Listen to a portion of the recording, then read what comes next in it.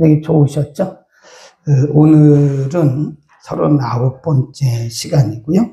월드 크리스찬 되기 그랬는데 제목을 번역을 다시 하겠습니다. 세계를 품는 그리스도인 이렇게 써놓읍시다. 세계를 품는 그리스도인 되기. 내용 정리. 지상명령은 우리의 사명이다. 우리 어제 공부했잖아요. 마태복음 28장 16절부터 끝절에 보면 예수님께서 승천하시기 전에 제자들에게 하신 말씀이 있어요. 너희는 가서 나의 증인이 되라. 아버지와 아들과 성령의 이름으로 세례를 주고 내가 너에게 분부한 모든 것을 가르쳐 지키게 하라. 거기 보면 동사가 3번, 4번 나와요. 가라, 또 가르쳐라, 삼으라. 예수님께서 승천하시기 바로 직전에 하신 말씀이거든요. 그래서 우리 그거를 지상이란 말은 땅 지자가 아니고 크다 할 때 그런 the greatest commission 그러는 거예요. 가장 큰 명령이다. 그래서 우리는 그거를 다른 말로 말하면 위임명령이다. 예수님께서 승천을 하시면서 제자들에게 위임하신 명령이 뭐냐면 복음 전하는 겁니다. 복음 전하는 거. 그래서 전도 명령이다. 우리는 선택해야 합니다. 우리는 자기 욕심만 채우기 위해서 하나님만 바라보는 세상적인 크리스찬. 이거를 이제 월드리 크리스찬, 육체적인 크리스찬 그래요. 그러니까 어떻게 보면 자기의 기도 제목, 자기의 욕심을 채우기 위해서 하나님을 믿는 거죠. 내가 하나님을 위해서 드려지는 것이 아니라 내가 기도하는 기도 제목, 내가 원하는 것들을 이루기 위해서 그분을 믿는 거예요. 이걸 월드리 크리스찬 그래요. 육적인 세상적인 크리스찬인가? 아니면 섬기기를 다하고 이 땅에서의 사명을 다하는 이 땅에서의 온전한 삶을 살고 있는 세계적인 월드 클래스 세계적인 그런 크리스찬이 될 수도 있다. 선택은 우리에게 있다는 거죠. 그러니까 좁은 안목에서 그러니까 우리가 굉장히 협소한 안목에서 나만을 위해서 내 기도 제목, 내 생각, 나의 요구를 이루기 위해서 하나님을 믿는 그런 나중심적인 아주 좁은 차원의 그런 월드리 크리스찬이 될 것인가? 아니면 나를 구원하신 하나님의 영광을 위해서 많은 사람들에게 복음을 전하는 월드 크리스찬. 근데 우리가 보통 그러잖아요. 국내선, 국제선이 있잖아요. 근데 우리가 평생 국내선을 타본 사람은 그게 세계가 다인 줄 알아요.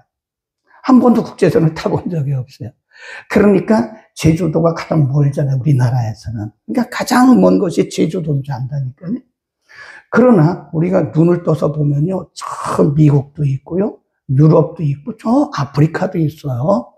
그러니까 우리가 선택은 어떻게 할 것이냐. 나는 국내에만 머무는 나중심적인 그런 크리스찬이 될 것이냐 아니면 내가 월드 클래스 참 멋있게 표현을 한 것 같아요. 세계적인 차원의 그런 기독교인이 될 것이냐 그것은 내게 달렸다 하는 거예요. 하나님은 그 밑입니다. 하나님은 우리가 그분의 역사에 참여하시기 원하십니다. 이 세상은 모든 방벽이란 말은 수단입니다. 수단.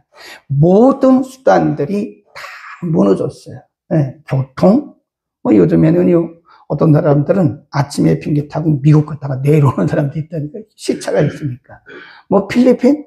여기 3시간 반인가 갑니다. 아무리 멀어야 10몇 시간. 제가 프랑스 파리 가는데 13시간밖에 안 걸려요. 근데 오늘 갔다가 내려올 수도 있어요.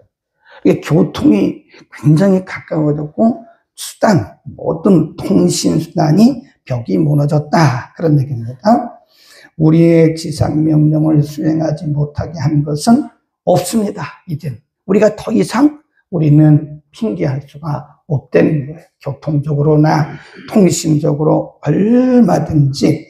제가 어제 보니까요, 이렇게 가끔 이제 틱톡이라든지 이런 유튜브를 이렇게 보면 그 아주 신상품들이 나와요. 근데 어떤 신상품이냐면 요즘에는 이제 얼마 전까지 나온 게 뭐냐면 통역 번역 프로그램이에요. 제가 이제 대학원에서 통번역을 가르쳤잖아요. 통번역을. 그 3년 배워도 통번역 쉽지 않습니다. 우리나라에 통번역 대학원이 있는 대학원도 몇 개 없어요. 근데 얼마 있다가 스마트폰이 출시되면서 어플이 어플리케이션이라고 그러는데 어플이 출시됐어요. 그래서 요즘에 있는 어플이 뭐냐면 여러분 카톡 보낼 때요. 그거 우리말로 찍고 번역 탁 치면 그 나라 말로 탁 갑니다. 거기 보면 50개 나라로 번역이 자동으로 돼요. 누르면 돼요. 모르시죠? 그런 기능이 있는 것도 모르고 그냥 전화만 쓴다니까 이거 얼마나 좋은데요. 그 우리나라 삼성전자 휴대폰 안에도요. 통역이라는 프로그램이 있어요. 그래서 양방향이 됩니다. 양방향. 그래서 제가 안녕하세요 그러고 예를 들어 러시아 말을 모르잖아요. 그러면 안녕하세요 하고 이쪽에 한글 러시아 딱 쳐놓으면 안녕하세요 그러면 러시아 말로 해요. 그게 일본 말로 해요. 네. 근데 어제 보니까요, 틱톡에 보니까 이렇게 끼면 돼요. 이렇게 끼면 끼고서 말하면 돼요. 그럼 그쪽에서 또 자동으로 통번역이 되는 거예요. 통역도 되고 번역도 되고. 근데 더 이상 내가 뭐 언어를 못해서 복음을 못 전한다? 이건 말이 안 된다는 그 얘기를 하는 거예요, 지금. 예. 모든 수단들이 복음을 전 세계에 퍼날르라고 하나님께서 주신 이 시대의 기술이다. 저는 그렇게 믿습니다. 근데 그런 말은 안 통한다, 그 말이야, 이제는. 가장 큰 장벽은 뭐냐? 우리의 사고방식이라는 거예요. 난 못한다. 그런 거. 우리의 사고방식, 월드 크리스찬이 되기 위해서 우리의 뭐가 바뀌어야 돼요? 관점과 태도가 바뀌어야 됩니다. 전 세계로 가야 하는 우리의 임무를 수행하기 위해서 이렇게 쉬웠던 적은 없다 이거예요. 네. 이렇게 쉬웠던 적이 없어요. 마음만 먹으면 우리의 관점만 바꾸면 어떤 방법으로라도 복음 전할 수 있다는 겁니다. 네. 내가 뭘 못한다. 내가 뭐 말을 못해서 그렇고 시간이 없어서 못한다. 이건 더 이상 이제 핑계가 안 된다는 거예요. 모든 장벽들을 하나님이 다 허물어 놓으셨어요. 뭐만 있으면 돼요? 관점, 의지만 있으면 돼요. 의지만 있으면 되는 거다. 1. 월드 크리스찬으로 가는 사고방식 1. 자기중심적인 사고에서 타인중심으로 바뀌어야 됩니다. 이렇게 하도록 하나님께 의지하십시오. 그래서 세상 사람들과 같은 방식으로 생각하지 마라. 이 세상 사람들과 같은 방식이 뭐냐면 아까 말했던 세계적인 그런 것이 아니라 자기중심적인 그런 것. 자기중심적이고 이기적인 그런 신앙의 틀을 벗어나라는 거예요. 우리가 기도를 해도 초신자 때는요, 나 중심, 뱅글뱅글 도는 거예요. 나 중심적으로. 나, 내 남편, 또 부인, 애들, 친척. 이걸 못 벗어나는 거예요. 근데 굉장히 넓어져야 돼요. 우리가 이제 이 돌멩이 하나를 이렇게 물에다가 딱 호수에 던지잖아요. 그러면 이 돌이 딱 떨어지면서 이것이 이렇게 물결을 쳐요. 그것이 바로 저는 신앙 성장의 뭐라 그럴까 과정이라고 생각해요. 처음에는 요만큼 돌다가 그다음에 이만큼 들고 이만큼 들고 서서히 우리의 생각의 관점이 우리의 그 의식이 또는 목적이 방향성이 나 중심에서 타인 중심으로 바뀌어간다는 겁니다. 그게 월드 크리스찬이다. 두 번째, 지역적인 사고에서 세계를 품는 사고로 바꾸고 있다. 하나님은 세계적인 분이십니다. 대부분의 사람들은 세계를 품고 사고를 합니다. 우리도 특정 국가를 품고 기도하는 것이 필요합니다. 굉장히 중요해요. 제가 항상 얘기하잖아요. 여러분 집에 지구본 하나는 있어야 돼요. 지구본. 네. 지금도 감비아가 어디 있지? 아니, 곽성건 선교사님은 야쿠시마 간다니, 야쿠시마가 어디야? 이런 정도는 우리가 이렇게 보면 되고요. 뭐 요즘은 스마트폰에 가면 치면 다 나오긴 하는데, 그래도 우리가 어떤 한 나라에 우리가 평생 기도하기 위해서 그 나라에 대한 고기도 하십시오. 기도는 이 세상에서 우리의 사명을 완수하는데 가장 중요한 도구입니다. 사람들은 우리의 사랑을 거절하고 우리가 전하는 메시지를 거부할 수도 있습니다. 그렇지만 우리의 기도를 막지는 못합니다. 증거할 수 있는 기회, 말할 수 있는 용기, 하나님을 믿게 되는 사람, 복음의 빠른 전파, 더 많은 일꾼들을 위해서 기도해야 됩니다. 세계를 품는 또 한 가지 방법은 우리가 지상명령을 수행하기 위한 관점에서 신문과 뉴스를 보는 것이다. 우리가 이제 어떤 분들은 이제 관점의 차이예요. 아, 나는요, 기도만 합니다. 그리고 나는 그저 묵상만 합니다. 말씀만 보고 기도만 합니다. 그리고 뉴스를 안 봐요. 뉴스. 그리고 신문도 안 봐요. 그런데 제가 아는 목회자들은요, 신문을 최하 5가지를 보더라고요. 신문을. 요즘은 뭐 굳이 종이신문을 신청해서 안 봐도요, 인터넷 들어가면 모든 신문을 다 모아서 요약해주는 그런 프로그램도 있어요. 그런 사이트도 있어요. 그러니까 우리가 세계를 위해서 기도한다고 하면서, 나라와 민족을 위해서 기도한다고 하면서 신문을 보지 않고 뉴스를 보지 않고 이런 모든 정보를 차단하는 것은 생각하기 나름이긴 하겠지만 제가 볼 때는 좀 모순일 수 있다, 그런 생각을 합니다. 그러니까 우리는 이 세계에 대한 정보를 누구보다도 많이 알아야 돼요. 세계가 돌아가는 이 정보를 누구보다 더 많이 알아야 돼요. 프로그램 하나 소개해 드릴까요? 저는 뭐 TV를 이렇게 많이 보지는 않는데 토요일 날 저녁에 하는 이 TV는 꼭 봅니다. 생방송이에요, 생방송. 우리가 갈 수도 없는 그 나라에서, 뭐 베네수엘라에서, 러시아에서, 우크라이나에서, 뭐 사방 전 세계에서 우리나라 특파원들이 나가 있어요. 아니면 글로벌 통신원이라고 해서 그 나라에 있는 사람들을 통신원으로 임명을 했어요, 우리나라에서. 그분들이 현장에서 다 생방송으로 중계해 주는 거예요. 그게 뭐냐면 토요일 날 KBS 1입니다. KBS 1. KBS 9시 뉴스 끝나고 나면 거기 광고 없어요. 바로 들어갑니다. 스포츠 뉴스 끝나고 나서 띠띠띵 하고 이제 생방송 되는 게 뭐냐면 세계는 지금. 그런 걸 보면은요, 어떻게 보면 하나님이 우리를 위해서 준비해 놓으신 것 같아요. 세계를 읽어라요. 아니, 주님이 오실 날이 가까웠는데 세계 곳곳에서 도처에서 일어나는 상황들을 봐야 될 거 아니에요. 마태복음 24장에서 예수님이 우리에게 말씀해 주신 재림의 징조들이 KBS TV 특파원들이 다 알려주는 거예요.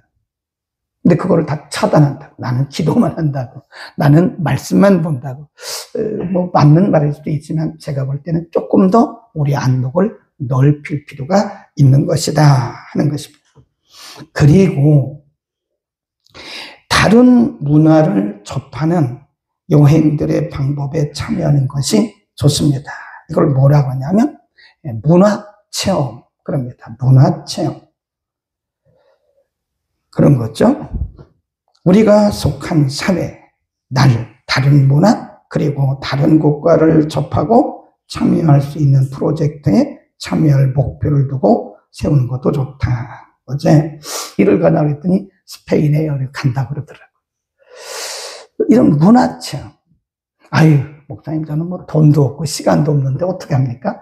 걱정할 게 없는 게 우리나라에 들어와 있는 외국인 숫자가 250만 명입니다. 저는 그거를 국내 거주 외국인이라고 그러고요. 요즘의 언어로 이제 많은 분들이 그 언어를 통일을 했어요. 우리 그렇게 말하지 말고 하나로 통일합시다. 그래서 이주민이라고 이제 다 통일을 했어요. 이주민들이, 우리나라에 거주하는 이주민들이 250만 명입니다. 문만 열고 나면 우리 동네도요, 여러 나라 사람들이 와 있어요.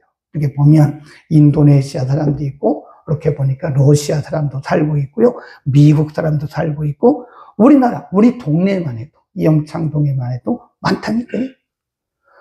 우리나라 전국, 제주도까지, 저 꼭대기 강원도서부터 제주도까지 외국인이 없는 마을이 없습니다. 외국인이 없는 동이 없어요. 250만 명이라니까요. 전 국민의 5%입니다. 전 국민의 5%가 이주민들이에요. 그러니까 그들과의 이 교제를 통해서도 우리가 복음을 전할 수 있다고 하는 거죠. 하나님이 우리가 흔히 말하는 대로 판을 다 깔아주셨어요. 복음을 전할 수 있는 판을 다 깔아주신 거라고요. 교통, 통신, 그리고 전 세계에 있는 타문화권의 사람들을 우리나라 다 데려다 놓으셨잖아요. 물론 그분들은 자기 발로 온 거예요. 뭐로 온 거죠? 돈 벌러. 근데 하나님의 복음적 입장에서는 돈 벌러 온 게 아니에요. 하나님 보내신 거예요. 생각을 잘 하셔야 됩니다. 우리나라에 돈 벌러 온 그 노동자들이요, 수준이 낮은 분들이 아니에요. 교육 수준이 굉장히 높습니다. 그 중에는 교수도 있고 목사도 있고요. 거기 교사 출신도 있고 경찰 하던 사람도 있고 별 사람 다 있어요. 네. 왜 그런 분들을 하나님께서 속가서 이렇게 보냈을까요? 너희는 저 대한민국에 가서 복음을 접하고 오라 해요. 그런데 정작 우리 한국에는 그걸 안 해요. 너무 안타까운 거예요. 너무 안타까워. 네. 어느 날 기도하는데 제가 2011년에 외국인 신학교를 우리나라 처음으로 시작했습니다. 한국에 그렇게 큰 교회가 많고 유명한 목사님들이 많은데 국내 거주하고 있는 외국인들을 훈련해서 자국에 파송하는 이 효과적인 선교에 관심 있는 분들이 없는 거예요. 하나님께서 그런 부분에 저에게 어떤 관점을 주시고 비전을 주셔서 그걸 시작했잖아요. 처음에는 서울, 안산, 화성, 일산 이렇게 시작을 했다가 코로나 때 다 문을 닫고 하나는 지금도 계속합니다. 매주 토요일, 주일. 지금 현재도 13명이 공부하고 있는데 나이지리아, 미얀마, 인도, 필리핀 4개국의 국적을 가진 분들이 공부를 해요. 그런데 어느 날 하나님 이런 마음에 또 감동을 주시더라고요. 야, 그거 갖고 안 돼. 지금 대한민국에 들어와 있는 외국인들이 얼마나 많은데 그거 어떡할래? 그거 어떡할 거야? 가만히 생각해 보니까 저는 그때 방송에 관심도 없었거든요. 그리고 나서 유튜브 방송 막 생긴 거예요. 그래서 제가 KT를 갔어요. KT 가가지고 위성 방송 하는 거 그거 어떻게 하는가 물어봤어요. 근데 KT 직원이 아마 크리스찬이 아닌 것 같았어요. 저보고 목사님이시죠? 그리고 목사라고 했더니 그거요 목사님 혼자 못해요. 장비 구입만 3억이 넘습니다. 위성 방송 하려면. 그리고 정부의 허가를 받아야 되죠. 송신탑 세워야죠. 목사님 그건 못하세요. 그러면서 이분이 저한테 그분이 알려준 거예요. 그러니까 하나님이 쓰실 때는요 꼭 기도하는 사람만 쓰시는 건 아니더라고요. 믿는 사람만 쓰시는 것도 아니에요. 하나님이 필요하시면 아무나 막 쓰시는 거예요. 그냥 때가 급해요. 그분이 뭐라 그러냐면 혹시 목사님 유튜브 아세요? 모르는데 유튜브 좀 몰랐어요. 그때까지도. 그 유튜브를 사용하시면 공짜입니다. 그래 공짜입니다. 거기는 비용도 없고 뭐 방송 시설을 할 것도 없습니다. 그러면서 유튜브 하는 방법을 알려주더라고요. 그래서 제가 윤간사라고 아주 똑똑한 친구가 있어요. 네, 이분이 원래 정치 외교학을 공부했는데 아주 이런 통신 쪽에 아주 기가 막힌 은사가 있어요. 불렀어요. 내가 이렇게 하려고 하는데 홈페이지를 하나 좀 만들어달라. 나 돈이 없으니까 많이는 못 드려. 막 1,000만 원 이렇게 달라고 하면 못해. 그러니까 이분이 150만 원의 실비로 홈페이지 하나를 만들어 주셨어요. 그게 뭐냐면 www.mgbc.kr입니다. TV. MGBC, Multicultural Gospel Broadcasting이에요. 다문화 복음 방송. 저는 새벽마다 열어봐요. 다문화 복음 방송에 13개국어로 지금도 계속 복음이 송출됩니다. 인터넷으로. 오늘 아침에 보니까 벌써 19,000명이 들어왔어요. 그리고 전체 인원이, 전체 조회수가 349만. 엄청나잖아요. 놀라지도 않으세요? 349만 명이 우리 MGBC를 통해서 복음을 들은 거예요. 오늘만. 물론 시차가 있으니까 전 세계에서 들어오니까 제가 조금 아까 봤을 때 19,000명이었거든요. 어제 2만 명이 넘었어요. 저는 그걸 보는 게 기쁨입니다. 매 순간마다 그걸 봐요. 아, 오늘 몇 명 들어와서 복음을 받지? 오늘 몇 명, 그거 TV로 보는 거니까요. 유튜브로 하는 거야, 유튜브로. 돈도 안 드는 것을 우리는 알아야 돼요. 네. 뭐, 영어를 못해도 괜찮아요. 일본말을 못해도 괜찮습니다. 중국어를 못해도 괜찮아요. 우리말을 하는 외국인들이 있다니까요. 우리말을 하는 외국인들이 우리말 전도지를 갖고 가면 돼요. 그리고 하나님이 마음에 감동을 주시면 가세요. 외국도 가세요. 얼마든지 가서 복음 전. 네. 어떤 분이 이렇게 말을 했어요.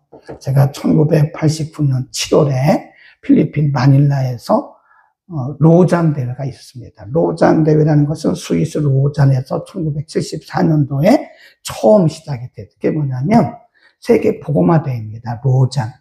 그래서 전 세계의 국적을 초월한 선교학자들 그리고 목회자들, 신학대학의 교수들이 모여가지고 우리가 예수님 다시 오실 때까지 어떻게 세계를 복음화하냐. 그게 로잔 대회예요. 근데 요즘에 로잔 대회가 많이 변질돼가지고 우리나라에서 말이 많았죠. 근데 원래는 그게 아닙니다. 1974년 스위스 로잔. 그 후로부터 시간이 많이 흘러서 2차 로잔 대회가 1989년 7월 15일부터 필리핀 마닐라에서 있었어요. 제가 1989년 6월 30일에 목산소 받았거든요. 그리고 간 게 어디냐면 마닐라 로잔 대회 갔습니다. 제가 영어를 그때 잘했어요. 지금도 잘 못하지만 그때도 영어를 잘 못했어요. 근데 그때 무슨 마음으로 거기를 갔는지 하나님께서 가슴에 불을 넣어주신 거예요. 막 불이 타는 거예요. 영어도 못하지, 해외 한 번도 가본 적이 없지, 마닐라 공항에서 국제부하가 됐잖아요. 마중 안 나와가지고. 그 다음날 거기서 안상근 목사님을 만나서 오늘까지 친구로 지내는 거예요. 안상근 목사님이 그때 만난 분이에요. 그러니까 30몇 년 된 친구잖아요. 그때 로잔 대회 참석하면서 하나님께서, 저는 하나님이 하셨다고 생각을 해요. 이 눈을 확, 외국에 처음 본 거. 그때 제가 선교학을 공부도 안 했어요. 그냥 아주 애띤, 30도 안 된 20대 후반의 애띤 목사요. 영어도 못하는 아주 그냥 그런 아주 평범 이하의 목사였는데 그 로잔에 가면서 하나님이 가슴에 불을 넣어주셨고 눈을 확 여셨어요. 그게 뭐냐면 아, 선교는 현지인에 의한 현지인이 하는 거구나. 그래서 그때부터 제가 주장해오는 것이 뭐냐면 선교는 현지인이 해야 된다. 우리 한국 사람은 가서 돕는 어시스턴트 역할을 하는 거지만 현지인이 복음을 전했다. 근데 그거를 계속 지금도 주장하고 있어서 현지의 신학교를 세우고 현지 목회자들을 이렇게 양성하고 재교육하는 일을 지금까지 하는 거예요. 제가 옳다는 건 아니에요. 근데 그때 이제 여러분에게 이제 참고로 말씀드리는 게 내가 못하면 가만히 있는 게 도와주는 겁니다. 자기 생각하고 틀리다고 해서 막 말하지 마세요. 그때 청년 하나가 저보고 뭐라고 하냐면 그때 그 모습을 제가 잊을 수도 없어요. 두꺼운 안경을 낀 청년인데 안경을 이렇게 벗으면서 눈을 이렇게 뜨면서 목사님, 아니 우리나라에도 복음 전할 곳이 얼마나 많은데 꼭 그렇게 외국을 가야 됩니까? 가면서 굉장히 많은 신학교를 세웠고 현지인들을 양성했는데 그게 월드 네트워킹이 엄청나게 많아요. 그때 제가 그 청년에게 말해줬어요. 모르면 가만히 계세요. 그게 나를 도와주는 거죠. 하나님은 지금도 모든 사람들이 다 복음을 듣기를 원하는 거지. 그건 선생님의 생각이고 하나님의 생각은 모든 영혼들에게 복음을 전하는 거예요. 만일 내가 그때 그 청년들의 말을 듣고 그 청년의 말을 듣고 안 했다면 좀 어떻게 됐겠어요. 하나님께서 요소에서 하나님이 이런저런 모양으로 우리를 불러서 사용하시는데 오늘 아침 주제가 뭐예요? 오늘 아침 주제가 그렇죠. 세계를 품는 그리스도인이 되라. 세계를 품고 우리가 복음을 전하자. 3. 교재 3으로 갑니다. 지금 여기만 바라보는 사고에서 영혼을 바라보는 사고로 바꿔갑시다. 거기 보면 고린도후서 4장 18절에 우리의 돌아보는 것은 보이는 것이 아니요 보이지 않는 것이니 보이는 것은 잠깐이요 보이지 않는 것은 영원합니다. 거기 줄 봅시다. 사소한 일에 우리의 시간을 낭비하지 맙시다. 영혼의 나라를 위한 준비는 무엇이겠습니까? 근데 우리는 의외로 사소한 일에 목숨 걸어요. 한 영혼이라도 더 구원하는데 우리가 목숨 걸고 시간을 투자하고 물질을 들여야 되는데 어떤 목회자들이 지금 뭐 하는 겁니까? 이해하시겠죠? 너무 사소한 일, 천국 가는 일에 지장이 없으면 다 양보하세요.